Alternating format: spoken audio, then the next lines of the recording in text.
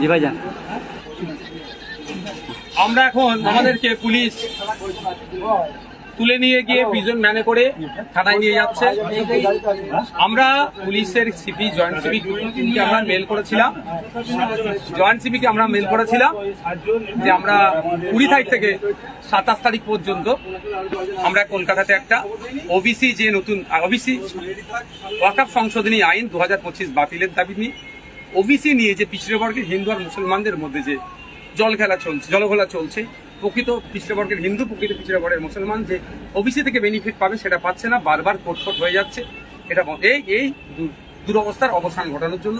আর fake ST/SC সার্টিফিকেটের রমরমা সারা পশ্চিমবাংলায় 1 কোটি আদিবাসী নাই, কিন্তু 1.5 কোটি ফেক সার্টিফিকেট হয়ে গেছে। মানে কত fake ST/SC certificate, Rahman title, Das title, Banerjee title, ST কোটায় চাকরি করছে।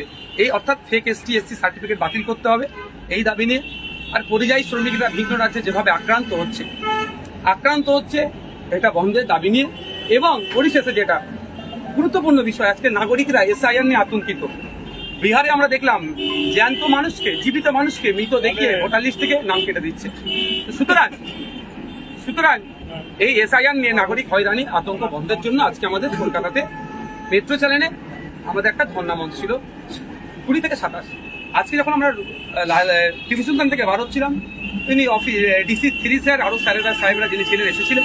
আমরা বললাম তাদেরকে যে আপনারা যে যেখানটায় আমাদের জায়গা দেবেন মেট্রো, সেখানেই আমরা বসবো। তখন বললো যে মেট্রোর জায়গায় আমরা বসতে পারবেন না।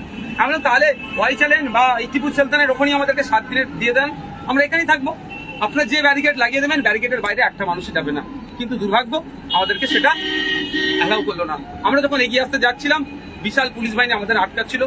পুলিশের ড্রেস পরে যারা ছিল আমাদের সাথে কেউ একটা খারাপ আচরণ করেনি, কিন্তু সিভিলে যারা ছিল পুলিশের মধ্যে থেকে আমাদের প্রচুর কর্মীকে মারধর করেছে। আমাকে হলুদ শার্ট পরে, সম্ভবত হলুদ টি শার্ট পরেছিল, হাতে কি ছিল জানি না, এখানে একটা ঘুষি মেরেছে প্রচন্ড জোরে ঘুষি মেরেছে, প্রচন্ড জোরে ঘুষি মেরেছে। আমি এখনো ব্যথা পেয়েছি। তো আমাদেরকে এখন নিয়ে এসছে। বাংলার মানুষকে বলবো, আন্দোলনটা বিজেপির বিরুদ্ধে, আন্দোলনটা শুভেন্দু অধিকারীদের বিরুদ্ধে। তারপরেও কেন আমাদেরকে রাজ্যের মুখ্যমন্ত্রী আন্দোলন করতে দিচ্ছে না? উনি হুমকি দিচ্ছেন পশ্চিমবাংলায় যে ওয়াকফ নিয়ে আন্দোলন করবে তাকে ডেকে দেবে। আমরাও কথা দিচ্ছি, আমাদেরকে যে গ্রেফতার করেছে যখনই ছাড়বো, আমরা যে ওই মঞ্চে আবার ধর্ণা মঞ্চে বসবো। বাংলার মানুষকে বলবো, আপনারা এই পুলিশ আচরণের, এই মমতা ব্যানার্জির এই আচরণের আপনারা বিরোধিতা করুন, এর বিরুদ্ধে কথা বলুন। একদিকে যেমন ওয়াকফকে বাঁচাতে হবে, ও অপরদিকে SIR নিয়ে যে আতঙ্কিত তৈরি হচ্ছে এটাকে ঘুচাতে হবে। আমরা ঐক্যবদ্ধ হন। এই ফ্যাসিস্ট সরকার, দুর্নীতিগ্রস্ত সরকারের বিরুদ্ধে, স্বৈরাচারী সরকারের বিরুদ্ধে আমাদের আন্দোলন জারি থাকবে।